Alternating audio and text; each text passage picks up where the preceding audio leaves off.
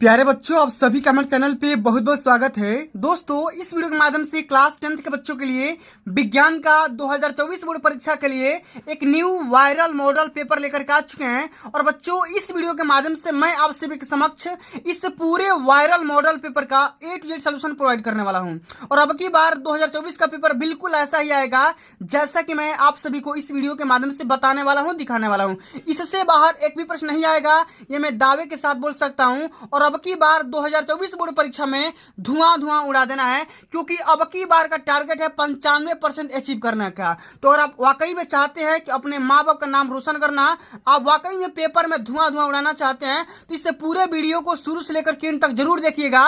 Video को like कर देना, शेयर कर देना, अगर चैनल पर नए हो तो सब्सक्राइब भी कर देना। आइए दोस्तों, बिना टाइम वेस्ट किए इस पूरे मॉडल को फटाफट सॉल्व करते हैं। सबसे पहले साथियों, हम ये समझ लेते हैं कि अब की बार 2024 बोर्ड परीक्षा का पैटर्न क्या रहने वाला है। तो सभी को पता होगा साथियों कि अब की बार 2024 बोर्ड परीक्षा में 20 MCQ हर एक बोर्ड के पेपर में देखने को मिल जाएंगे। और इस पूरे पेपर को, साइंस के पूरे पेपर को हल करने के लिए आपके पास जो टाइमिंग होगा वो होगा 3 घंटा 15 मिनट का। जो शुरुआती के 15 मिनट मिलेंगे, इस पूरे पेपर को पढ़ने का टाइमिंग होता है। यहाँ पे पूर्णांक लिखा गया है, 70 नंबर का क्वेश्चन पेपर होगा, 30 नंबर आपको प्रैक्टिकल से मिल जाएंगे। इसमें कोई दिक्कत की बात नहीं है। तो साथियों, आइए सबसे पहले हम यहाँ पे निर्देश को समझ लेते हैं, उसके बाद फटाफट इसके सारे क्वेश्चन को अटेम्प्ट करेंगे। ठीक है, यहाँ पे पहला निर्देश लिखा गया बच्चों कि प्रारंभ के 15 मिनट परीक्षार्थियों को प्रश्न पत्र पढ़ने के लिए निर्धारित है। यानी कि जो भी आपके शुरुआती के जो टाइम मिलेंगे 15 मिनट, इस पूरे क्वेश्चन को ध्यान से पढ़ना है। ठीक है, कि कौन सा क्वेश्चन कर सकते हो, कौन सा क्वेश्चन नहीं कर सकते हो। ठीक है, पहला हमारा निर्देश लिखा गया है, खंड अ में प्रश्न बहुविकल्पी दिए गए हैं, जिनमें 4 उत्तर विकल्प दिए गए हैं। सही विकल्प चुन करके अपने OMR आंसर शीट में लिखना होगा, भरना होगा। OMR कैसे भरना है सब कुछ मैं ऑलरेडी आप सभी को बता दिया हूँ। ठीक है, और खंड ब में प्रत्येक क्वेश्चन वर्णनात्मक प्रश्न होंगे। ठीक है, प्रत्येक खंड 3 उपखंडों में डिवाइड किया जाएगा। उपखंड क, उपखंड ख और उपखंड ग में विभाजित होगा। ठीक है, प्रत्येक खंड के सभी प्रश्न एक साथ करना जरूरी है, आवश्यक है। प्रत्येक खंड नए पृष्ठ से प्रारंभ किया जाए। ठीक है, यानी कि जो भी आप नया खंड स्टार्ट कर रहे हो, एक नए पेज से स्टार्ट करना होगा। सभी प्रश्न करना जरूरी है। प्रश्नों के निर्धारित अंक उसके सामने दिए गए हैं।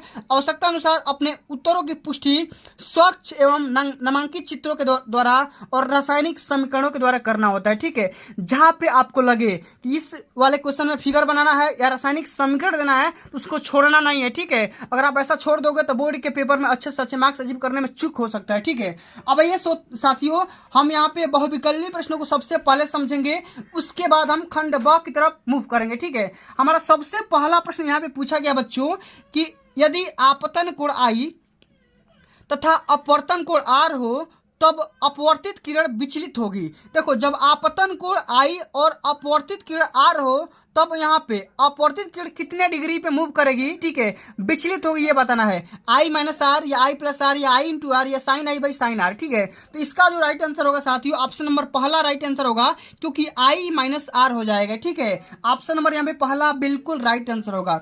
अगला हमारा क्वेश्चन पूछा गया बच्चों कि ताप बढ़ाने पर किसी चालक का वैद्युत प्रतिरोध में क्या अंतर होता है, क्या इफेक्ट पड़ेगा, अपवर्तित रहता है, बढ़ता है या घटता है, या कभी बढ़ता है कभी घटता है। ठीक है, तो अगर हम किसी भी चालक का, किसी भी कंडक्टर का अगर टेम्परेचर इंक्रीज करेंगे, बढ़ाएंगे, तो हमारा जो भी रेजिस्टेंस का मान होगा, प्रतिरोध का मान होगा, वो क्या हो जाएगा साथियों, बढ़ जाएगा। ऑप्शन नंबर यहाँ पे सेकंड बिल्कुल राइट आंसर होगा। ठीक है, आगे देखते हैं। अगला हमारा क्वेश्चन दिया गया है कि प्रिज्म के द्वारा विचलन अधिकतम होता है, माने किस रंग के लिए जो प्रिज्म होता है उसका विचलन अधिकतम होता है। बैंगनी रंग के लिए, हरे रंग के लिए, पीले रंग के लिए या लाल रंग के लिए। तो प्रिज्म के द्वारा बैंगनी रंग जो होता है साथियों, इसका जो अधिकतम विचलन होता है, ऑप्शन नंबर यहाँ पे पहला राइट आंसर होगा। ठीक है, आगे देखते हैं। अगला हमारा क्वेश्चन पूछा गया बच्चों कि यदि एक अवतल दर्पण की वक्रता त्रिज्या 20 सेंटीमीटर दिया गया है, इसकी फोकस दूरी निकालिए। इसकी फोकस दूरी क्या होगा, तो सभी को पता होगा साथियों कि F बराबर होता है R/2 होता है। क्या होता है, F बराबर R/2। R का मान यहाँ पे 20 दिया है, 20/2 करोगे तो 10 आ जाएगा, लेकिन 10 सेंटीमीटर होगा। अब प्लस होगा कि माइनस होगा, तो बच्चों ध्यान में रखिएगा कि अवतल दर्पण की कभी भी फोकस दूरी जो होगी वो हमेशा क्या होगी, निगेटिव होगी। ऑप्शन नंबर यहाँ पे सेकंड राइट आंसर हो जाएगा। ठीक है, चलो आगे देख लेते हैं। अगला हमारा क्वेश्चन पूछा गया बच्चों कि एक प्रोटॉन पर वैद्युत आवेश की मात्रा कितनी होती है। कितनी होती है सभी को पता होगा कि 1.6 इंटू 10⁻⁻19 कूलाम होता है। क्या होता है? -19 कूलाम होता है। ऑप्शन नंबर यहाँ पे तीसरा बिल्कुल राइट आंसर होगा। ठीक है, चलो आगे देखते हैं। अगला हमारा क्वेश्चन पूछा गया बच्चों कि किसी तार की लंबाई उसकी प्रारंभिक लंबाई की 3 गुनी करने पर उसका प्रतिरोध कितना गुना हो जाएगा। ठीक है, तो अगर हम किसी भी चालक की लंबाई जितना गुना बढ़ाएंगे प्रतिरोध भी उतना गुना बढ़ जाएगा, यानी कि वो भी 3 गुना हो जाएगा। सेकेंड ऑप्शन बिल्कुल राइट आंसर हो जाएगा। ठीक है, आगे देख लेते हैं। अगला हमारा क्वेश्चन पूछा गया बच्चों, ये जो क्वेश्चन है बोर्ड के पेपर में हर साल पूछता है। ठीक है, हर साल देखने को मिल जाएगा कि स्वस्थ आंख के लिए दूर बिंदु कितना होता है। माने अगर किसी व्यक्ति का अगर आंख में कोई प्रॉब्लम नहीं है, कोई दिक्कत नहीं है, उसका दूरस्थ बिंदु क्या होता है? उसका दूरस्थ बिंदु अनंत होता है। लेकिन अगर यही आपसे पूछ ले कि स्वस्थ आंख के लिए निकटतम बिंदु कितना होता है, तो आप लगाइएगा 25 सेंटीमीटर। ठीक है, निकटतम बिंदु क्या होता है? 25 सेंटीमीटर लगाओगे और दूरस्थ बिंदु पूछेगा तो अनंत मारोगे। ठीक है, यहाँ पे चौथा ऑप्शन बिल्कुल राइट आंसर होगा। तो मैंने फिजिक्स के सारे क्वेश्चन अटेम्प्ट कर दिए। अब उपखंड सेकंड में ख में दिया गया है केमिस्ट्री के कुछ क्वेश्चन। ठीक है, इसको भी देख लेते हैं। हमारा क्वेश्चन बोल रहा है कि Fe2O3 + 2Al और यहाँ पे रिएक्शन दे रहा है कि Al2O3 + 2Fe। और इसमें बताना है कि ये जो रिएक्शन दिया गया है कौन सा रिएक्शन है? संयोजन अपक्रिया, द्विविस्थापन या वियोजन या विस्थापन अपक्रिया। ठीक है, तो ये जो रिएक्शन है साथियों ये बिल्कुल राइट आंसर होगा आपका डी नंबर ऑप्शन, क्योंकि विस्थापन अपक्रिया। क्यों? क्योंकि यहाँ पे आयरन के जितने एलिमेंट हैं, जितने भी अवयव हैं, यहाँ पे विस्थापित हो गए। यहाँ पे 2 है तो 2 यहाँ पे हो गए, ऑक्सीजन के 3 है तो 3 यहाँ पे आ गए, एल्यूमिनियम के 2 है तो एल्यूमिनियम के 2 यहाँ पे आ गए। ठीक है, तो जितने एलिमेंट लेफ्ट साइड के हैं उतने राइट साइड में डाइवर्ट हो गए हैं, विस्थापित हो गए हैं, डिस्प्लेस्ड हो गए हैं। ठीक है, इस बात को ध्यान में रखिएगा। अगला हमारा क्वेश्चन पूछा गया है कि कोई विलयन लाल लिटमस पेपर को नीला कर देता है। ठीक है, ऐसा कोई विलयन है जो लाल लिटमस पेपर को नीला कर देता है, इसका पीएच मान कितना होगा? 1 होगा कि 4 होगा कि 5 होगा कि 10 होगा? बताओ इसका पीएच मान कितना हो सकता है। तो अगर कोई भी विलयन लाल लिटमस पेपर को नीला करेगा तो सबसे पहले ये समझो कि वो विलयन आपका किस माध्यम का होगा? क्षारीय होगा। क्या होगा? वो क्षारीय प्रकृति होगा, क्षारीय प्रकृति का होगा। अब क्षारीय विलयन का जो भी पीएच मान होता है वो 7 से अधिक होता है। ठीक है, तो 7 से अधिक क्या यहाँ पे दिख रहा है? ऑप्शन नंबर यहाँ पे डी, यहाँ पे 10 दिख रहा है। ठीक है, तो क्या हो जाएगा? 10 यहाँ हमारा राइट आंसर हो जाएगा। ठीक है, अगला हमारा क्वेश्चन पूछा गया है कि निम्न में प्रबल क्षार बताओ।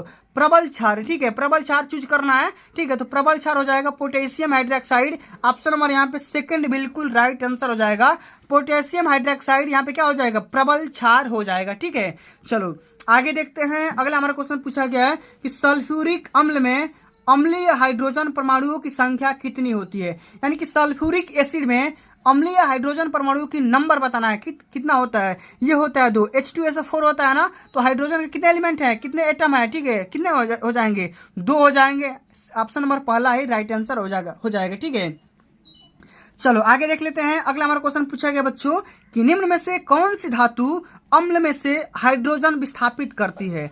अम्ल में से हाइड्रोजन विस्थापित करने वाली जो धातु होती है वो क्या होती है? मैग्नीशियम होती है। ऑप्शन नंबर यहाँ पे पहला ही राइट आंसर हो जाएगा। ठीक है, आगे देख लेते हैं। अगला हमारा क्वेश्चन पूछा गया है कि निम्नलिखित में से अम्लीय लवण छांटना है। ठीक है, तो अम्लीय लवण क्या हो जाएगा? सोडियम बाई यहाँ पे ये हो जाएगा। ठीक है, ये वाला NaHSO4 हो जाएगा। ठीक है, सल्फेट वाला। ठीक है, इस वाले क्वेश्चन को ध्यान में रखना है। अब आगे देख लेते हैं बच्चों। अगला जो हमारा क्वेश्चन पूछा गया है, ध्यान से समझिएगा, जितना क्वेश्चन यहाँ पे पूछा गया है सारे के सारे क्वेश्चन मोस्ट इंपोर्टेंट है और अब की बार का ये गेस्ट पेपर होने वाला है। जितना क्वेश्चन बता रहा हूँ, MCQ हो या लघु उत्तरी हो या विस्तृत उत्तरी हो, सभी क्वेश्चन को ध्यान से समझ लो। यही सब सारे क्वेश्चन पेपर में छपते हैं।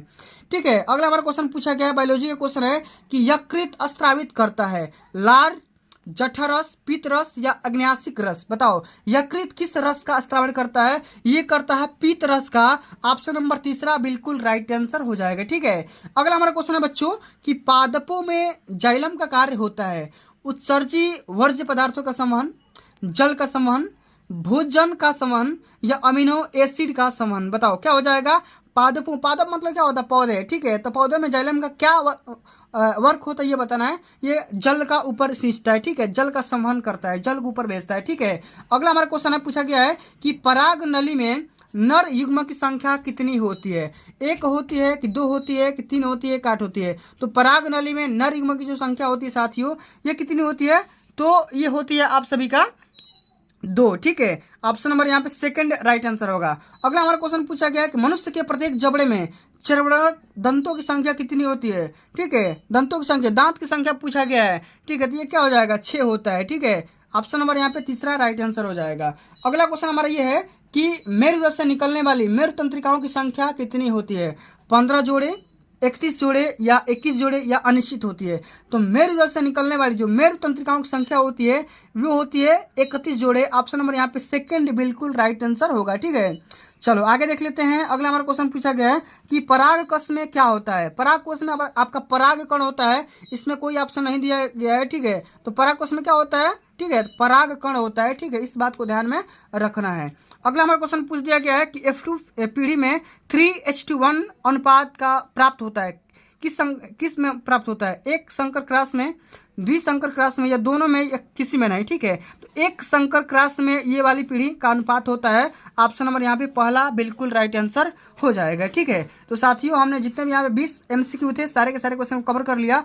अब आइए मैं आप सभी को बता दे रहा हूँ कि वर्णात्मक प्रश्न में कौन से प्रश्न मोस्ट इंपोर्टेंट है, उन सभी प्रश्नों को बता दे रहा हूँ। इन सभी प्रश्नों को तैयार कर लो। अगर आप नहीं तैयार कर पाओगे तो बता देना, मैं इस पे भी लॉन्ग आंसर टाइप का वीडियो बना दूंगा। ठीक है, हमारा क्वेश्चन है कि 15 सेंटीमीटर फोकस दूरी के किसी उत्तल दर्पण से कोई बिंब 10 सेंटीमीटर की दूरी पर रखा गया है। ठीक है, तो प्रतिबिंब की स्थिति तथा प्रकृति ज्ञात करिए। ठीक है, ये क्वेश्चन बिल्कुल आसान है। ठीक है, 1/f बराबर 1/v प्लस 1/u पे हो जाएगा। बिल्कुल बेसिक सा क्वेश्चन है, आप आसानी से कर सकते हो। 4 नंबर का क्वेश्चन है। ठीक है, हर एक पेपर में आता है। ठीक है, हर साल आता है। अगला हमारा क्वेश्चन है कि बायस सेवर्ट का नियम क्या होता है? इस क्वेश्चन को लिखिए, very very most important question है, इसको ध्यान में रखिएगा। फिक्स है कि अब की बार आएगा। ठीक है, अगला हमारा क्वेश्चन है कि 1 घंटे में 50 वोल्ट विभवांतर से 96,000 कूलम्ब आवेश को स्थानांतरित करने के लिए ऊष्मा की कितनी आवश्यकता पड़ेगी, ये हमें बताना है। ठीक है, तो आसानी से कर सकते हो। ठीक है, बहुत ही बेसिक सा क्वेश्चन है। अगला हमारा क्वेश्चन पूछा है कि बेसिक सा क्वेश्चन है, very very most important question है कि उत्तल दर्पण के लिए सूत्र 1/f equal to 1/u plus 1/v का निगमन करिए और संकेतों का समान अर्थ भी बताना है। ठीक है, f का मतलब क्या होता है, u का मतलब क्या होता है, v का मतलब क्या होता है, सारी चीज़ों को बताना है। ये क्वेश्चन बोर्ड के पेपर में 6 नंबर में आता है। ठीक है, इस क्वेश्चन को तैयार करके जाना है। अगला हमारा क्वेश्चन, अगर आप इसको नहीं कर पा रहे हो तो इस वाले क्वेश्चन को करना है। ठीक है, इस वाले क्वेश्चन को करना, जो मैं आप सभी को ये दिखाना चाहूँगा। ठीक है, अगला हमारा क्वेश्चन है कि 220 वोल्ट व 10 एम्पियर धारा वाले विद्युत मोटर द्वारा आधे घंटे में 40 मीटर की ऊंचाई पर स्थित एक पानी की टंकी में कितना पानी चढ़ाया जा सकता है? जो मीटर की कार्य दक्षता है वो 80% है और पृथ्वी का गुरुत्वीय त्वरण जो जी का मान है 10 मीटर पर सेकंड स्क्वायर है। तो इस वाले क्वेश्चन को तैयार कर लो या आप फार्मूला को प्रूव करना सीख जाओ। ठीक है, तो दोनों में से किसी एक को हल करना है। ठीक है, अब अगला जो हमारा क्वेश्चन है बच्चों, लघुत्तरी क्वेश्चन है, ये केमिस्ट्री क्वेश्चन है, इसमें समीकरण का बैलेंस करना है। ठीक है, तो सारे क्वेश्चन यहाँ पे देख लो, CO2 प्लस H2O यहाँ पे बैलेंस करना है। ठीक है, सारे क्वेश्चन को देख लो, Cu2S प्लस O2 को बैलेंस करना है, MnO2 प्लस HCl के यहाँ पे बैलेंस करना है, Fe प्लस H2O के साथ बैलेंस करना है। ठीक है, तो ये जो क्वेश्चन है बोर्ड के पेपर में 4 नंबर के लिए पूछा जाता है। इस वाले क्वेश्चन को ध्यान से देख लो, सीख लो। ठीक है, क्योंकि अब की बार बोर्ड के पेपर में सब सारे क्वेश्चन पूछे जाएंगे। ठीक है, अब अगला हमारा क्वेश्चन है कि ब्लीचिंग पाउडर यानी कि विरंजक चूर्ण का रासायनिक नाम सूत्र भी लिखिए। क्या होता है जब इसे हवा में खुला छोड़ दिया जाता है? ठीक है, तो इस वाले क्वेश्चन को ध्यान में रखना है। ठीक है, ब्लीचिंग पाउडर के 2 उपयोग भी लिख देना है। ठीक है, क्योंकि बोर्ड के पेपर में हमेशा आता है, 4 नंबर के क्वेश्चन होने वाले हैं। ठीक है, अब अगला हमारा क्वेश्चन है कि अयस्क के सांद्रण से आप क्या समझते हैं? अयस्क के सांद्रण की किसी मुख्य विधियों के बारे में वर्णन करिए। अगर ये नहीं कर पा रहे तो ये बताओ कि रासायनिक प्रक्रिया किसे कहते हैं या कितने प्रकार की होती हैं, प्रत्येक को एग्जाम्पल के साथ समझाना है। ठीक है, इस वाले क्वेश्चन को ध्यान में रखना है। अब अगला हमारा क्वेश्चन है उपखंड ग का कि अमाशय किसे कहते हैं, इनके 3 कार्य बताइए। ठीक है, अमाशय क्या होता है, किसे बोलते हैं, ठीक है, परिभाषा क्या होती है, ठीक है, इसका मैंने 3 काम लिख दो। 4 नंबर के यहाँ पे पूछे जाएंगे। गर्भ निरोधन की विभिन्न विधियों के बारे में लिखना है भाई, कि कैसे हम कंट्रोल कर सकते हैं। 4 नंबर का क्वेश्चन आता है। स्वपरागकरण के लिए आवश्यक अनुकूलन तथा इनके लाभ और हानि के बारे में हमें लिखना होता है। ठीक है, तो इस वाले क्वेश्चन को भी तैयार करके जाना है। अब अगला हमारा क्वेश्चन पूछा गया है बायोलॉजी का 6 नंबर का क्वेश्चन है कि मुख से लेकर के अमाशय तक में होने वाली पाचन क्रिया को प्रभावित करने वाले विक्रो यानी एंजाइम्स के काम लिखना है, ठीक, कौन कौन से काम होते हैं। अगर आप ये नहीं कर पा रहे हो तो ये करो कि यकृत के कार्यों का उल्लेख करिए कि हमारा बॉडी में लिवर का कौन कौन से काम होता है, इसके बारे में आप सभी को बताना है। 6 नंबर यहाँ से मिलने वाले हैं, ठीक है। तो प्यारे साथियों, आज के लिए बस इतना ही। अगर ये वीडियो आप सभी को अच्छी लगी होगी, हेल्पफुल लगी होगी तो वीडियो को लाइक कर देना, शेयर कर देना। अगर चैनल पर नए हो तो सब्सक्राइब भी कर देना। मिलते हैं अगली वीडियो में, तब तक के लिए जय हिंद, जय भारत, वंदे मातरम।